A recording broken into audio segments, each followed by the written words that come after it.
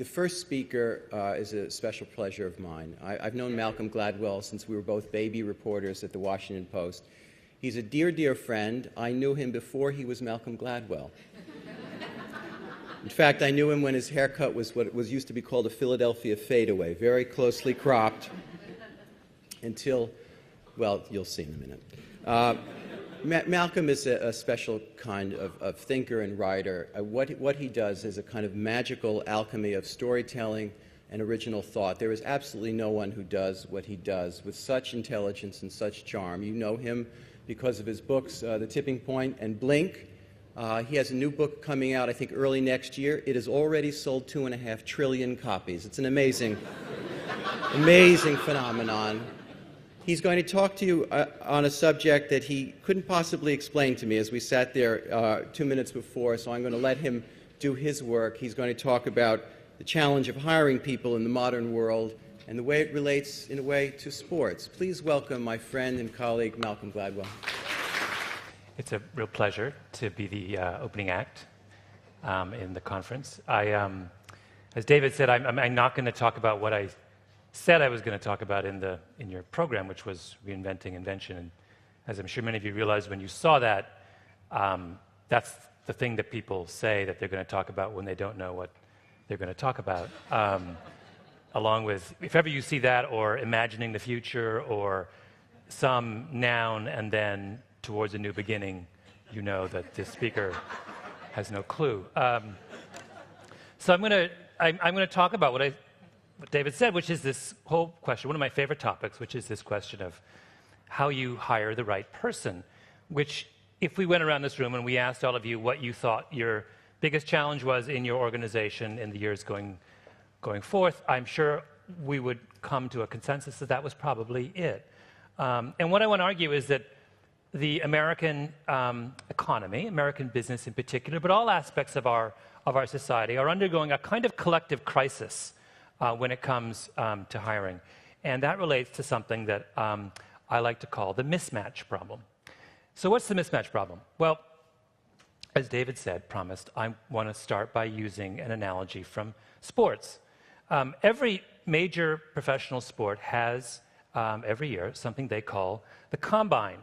And it happens just before the draft, just before they choose which players from the college ranks or the minor league ranks they want to play for their team. And what happens is there's a central location, and all of the players who are eligible for the draft are invited to that central location. And every team sends their smartest and most senior people. And under the gaze of those experts, the scouts and the coaches and the general managers, the players perform a series of diagnostic exercises, right? They lift weights, they run up and down, they jump in the air, they do intelligence tests, and how they perform at those series of very specific tasks ends up making an enormous difference in how highly they're drafted. So to give you an example, last year I went to the National Hockey League's Scouting Combine, which was at a big conference center right by the Toronto airport. And they had there every promising 17, 18, and 19-year-old hockey player in the world. So Russians, Czechs, Finns, Americans, and of course, Canadians. So imagine this, enormous room full of incredibly sweaty teenagers with teeth missing. And there's all of these, there's a big room, and all around the room there are these stations. And at each station, you perform a certain task. You have your body fat measured, or you do bench press, or you run up and down through an obstacle course, or you do a vertical jump. And there's a small room off to the side where you might take an intelligence test or a psychological examination. And through the room, every single NHL team has sent their senior scout, people who have been studying players for 30 and 40 years and are all there with their clipboards and their little note-taking machines. And what they're there to do is to find additional evidence to improve the assessments they make of players. They're going to gamble $10 or $15 million on an 18-year-old. And before you gamble, if you can imagine how terrifying that is, take the typical 18-year-old and ask yourself, are they worth $15 million or nothing? And before they do that, quite properly, they would like to get to know the player, to do what we always do when it comes to hiring, which is to have a kind of sit-down, a face-to-face, right? So one of the players they were looking at was a Russian called Alexei Cherepanov. And Alexei Cherepanov was this sort of silky, good-looking, incredibly talented player. In fact, he had played in the previous year, he had broken Pavel Bure's junior hockey scoring record in Russia. Pavel Bure, one of the great players of the last 20 years. This kid was a better player at 18 than Pavel Bure was at 18. So everyone's really, really interested in how Alexei Cherepanov does in the combine. And what he does, at one point, one of the tests they have is you get on a stationary bike, and you're supposed to bike as hard as you can for 15 minutes and blow into this kind of tube. And what it does is it measures your oxygen capacity over the course of a highly stressful aerobic workout, right? So all the Canadians have been doing it before Cherepanov, and you can imagine these kids from Moose Jaw and, Flin Flon, Saskatchewan, and, with mullets, and they get in there, and, as Canadians would, they try their absolute hardest, and by the end of the 15 minutes, they're exhausted. There's a big bucket next to and they puke into the bucket, and, and it's like, this is like what kids go through to prove their mettle to the scouts. Well, anyway, Cherepanov gets up there, and he's flanked by these two absolutely stunning translators. And he gets on the bike, and he's this incredibly good-looking kid, and he starts to start bike, and he bikes really hard for about 2 minutes, and then he just runs out of gas, and he quits. Just quit. After 5 minutes, he just quits. And all of the scouts in the room look at him, and they just go, oh, right? And then one of the scouts turns to me and says, isn't that just like a Russian, right?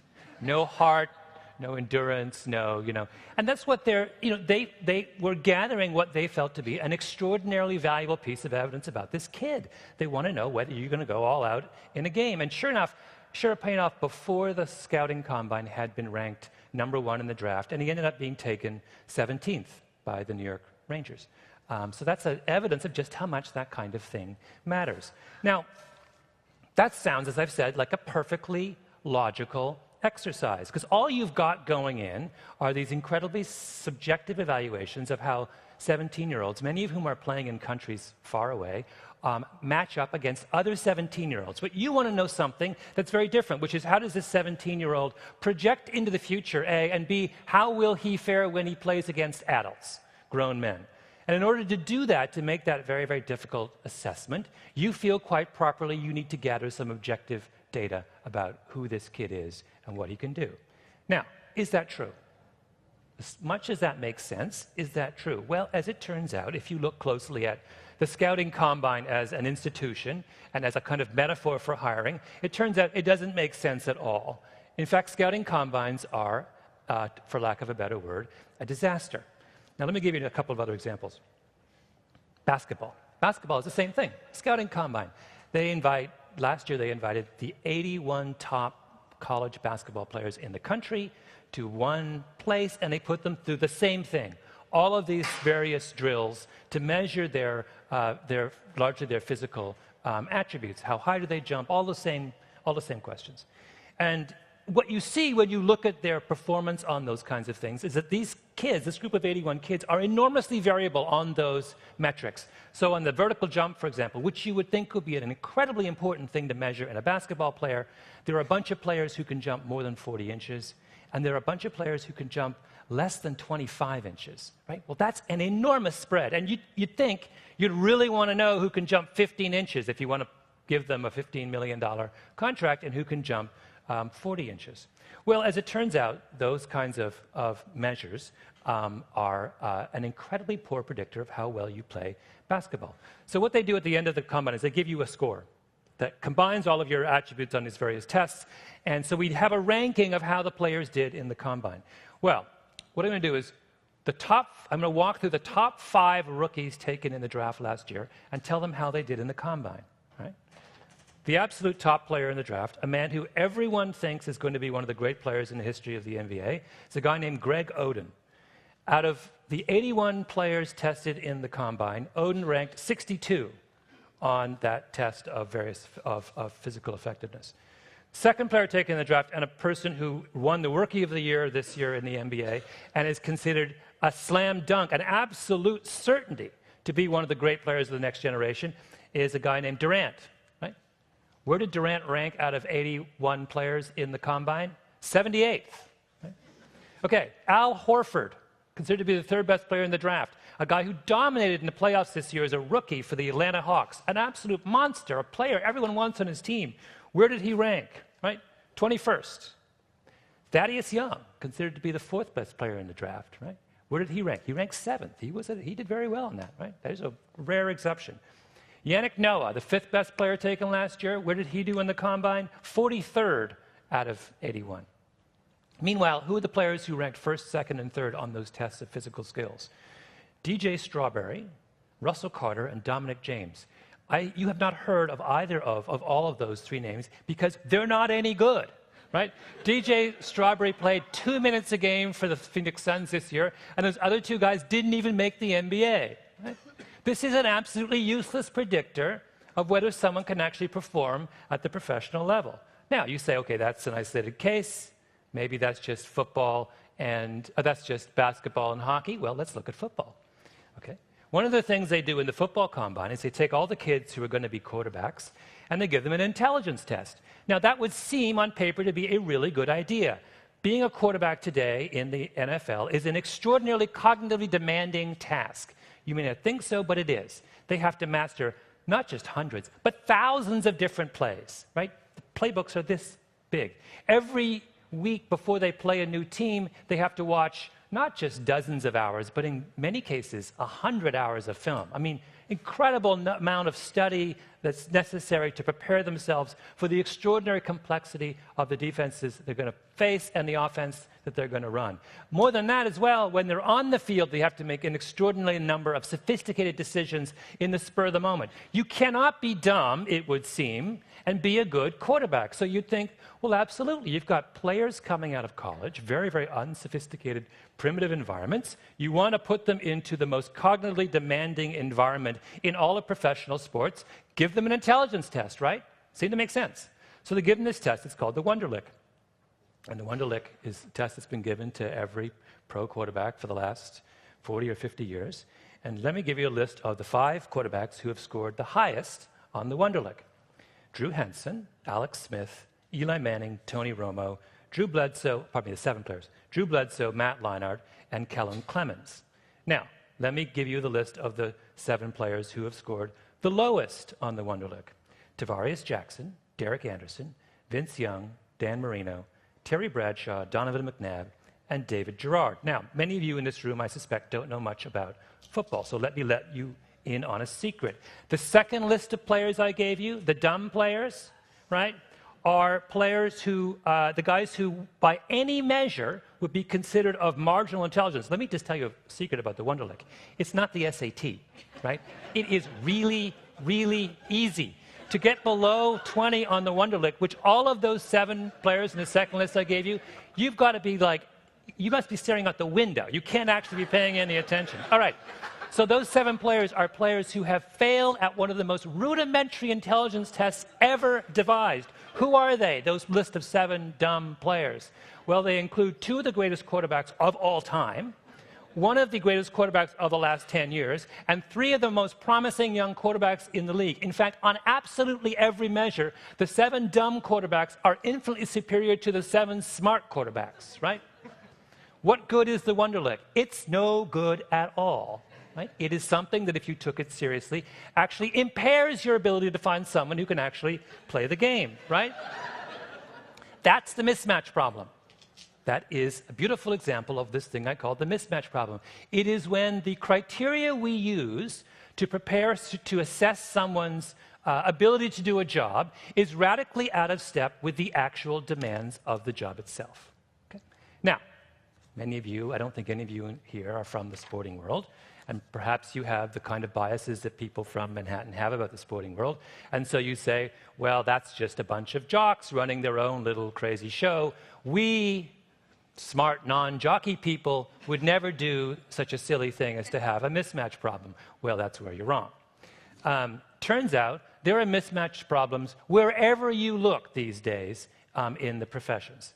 Let's start with the biggest and most serious case, teachers. I think everyone in this room would agree that the single most important element in revitalizing the educational system in this country is having better teachers, right? That's the key to giving kids a good education. Have the highest quality teachers possible in the school. And in fact, the evidence backs this up. There's nothing you can do to improve school more than by improving the teachers. And let me give you an example. You know how we always talk about reducing class size as a good way of improving quality? Well, if you reduce class size dramatically, so if you take a class from 22 kids to 16 kids, right, which is a really, really big jump, under the very best of circumstances, you will move the average performance of the kids in that class 5 percentile points. So if that class is at the 50th percentile when there's 22 kids in it, if you shrink to 16, you'll get to 55. Not trivial, right? But I would point out that in the real world, absolutely impossible to do that. Why? Because if we shrank every class in this city from 22 kids to 16 kids, we would have to hire 38% more teachers. Right? There is no government, municipality, school board in the world that has the money to hire 38% more teachers. By the way, not just 38% more teachers, we would need 38% more classrooms. Okay? Never, ever going to happen. Okay, now compare that thing that we always talk about as if it's a reality and as if it's what we really want. Compare that to teacher quality. Well, we have some really useful measures now of teacher quality. Basically, we just measure how the performance of kids in a given class changes over the course of the year. So how much does their teacher affect their performance as a group? And what you find when you do that is that teachers who are in the top quartile, so 75th percentile or above, the difference between a teacher in the top quartile and the difference between a teacher in the bottom quartile is 10 percentile points. 10, right? In other words, if your kid has a teacher who is in the 25th percentile or lower, your kid will regress 5 percentile points over the course of the year. If they start out in the 50th percentile, they'll be in the 45th by the end of the year. If, on the other hand, your kid is at the 50th and has a good teacher, they'll be at the 55th by the end of the year. That is a massive swing. Absolutely massive swing. You think about it, the black-white test score difference in this country is about 30 percentile points. And that says that we could close that gap with 3 years of good teachers for black kids, right? We're talking about huge differences here. Okay, so now that we've all been convinced that it's all about quality of teachers, what's the best way to ensure that teachers are of top quality? Well, we think we know the answer to that, right? You want to ensure that teachers are of top quality. You want to get the best educated, smartest, most experienced people possible into the classroom, right? Who's going to argue with that? When we passed the No Child Left Behind law a couple of years ago, that codification of all that was commonsensical about education, I'm joking, of course, when I say that, but what did that law state about teacher quality? It said that if you're going to teach in a core subject, you know, one of the things that we really care about, you've got to have a BA, you've got to be certified, you have to have some additional teacher training on top of that. You must have, you must be licensed by the state, and you must have done specific academic work specific to your specialty. Over and above the requirements of standard teacher training. In other words, we raised the bar really dramatically on a number of academic levels because we felt that was the surest way to ensure that we had better quality teachers in the classroom. Okay, so to the critical question, what is the relationship between those kinds of credentials that I've been talking about and teacher quality? There isn't any. None. Zero. Goose egg. It doesn't exist. Right? I can take the most credentialed teachers in the world and a random sample of people in this room, and after 2 years in the classroom, there would be no difference between the performance of those two groups when it comes to actually increasing student performance. Right? Whether you have a master's degree or not, whether you scored 1,400 in your SAT or 1,200 in your SAT makes absolutely no difference in how you perform at the task of relating to and teaching kids. It's the scouting combine all over again. In the name of trying to make a better decision, we're spending all this money and spending all this time, and none of it is having any effect. In fact, we are doing the very thing that actually defeats the cause of finding better teachers. We're narrowing. What we should be doing is broadening the pool to as much as possible, right? To find as many of these people with this ineffable, elusive gift called being a good teacher. But instead what we do is we narrow the pool. We say to most people out there who could be teachers, no, you can't be teachers. You have to meet this very, very narrow set of requirements in order to become one. Okay, so teaching is a profession that is every bit as screwed up as professional sports. All right, let's look at another case. The legal profession. You'd think that lawyers would do better at this. Lawyers are very, very smart. Lawyers have a lot at stake. They're not gambling on small amounts, they're gambling on large amounts. Surely they would have a good sense about what correlates to the things that make for a good lawyer. Well, a couple years ago, University of Michigan Law School decided to do a little study. And what they wanted to do is they wanted to look at how the students admitted to the law school through their affirmative action program fared in the real world. Seems like a reasonable thing to ask. Now, I would point out to you that the University of Michigan Law School, a very elite law school, has got an exceedingly generous affirmative action program. If you are a member of a minority, they give you a big break on terms of your test scores and your grades in terms of admission. Right? So it's really a kind of a two-tier system. And their question was, well, does that make a difference in the real world? And everyone assumed it did, but the question on their mind was really, maybe we just have to see how much of a difference it makes.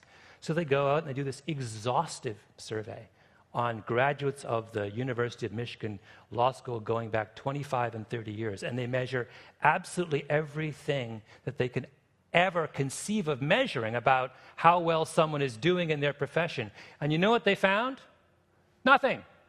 No difference, right? Turns out the people admitted under this dramatically lower standard in affirmative action turn out to be just as good and successful in the real world as lawyers as the people admitted under the higher standard. Now think about this, what this means. We were absolutely certain about what it took to be a good lawyer. No one ever argued with the proposition that in order to be an elite law school, the University of Michigan had to have the highest possible intellectual standards for those it admits.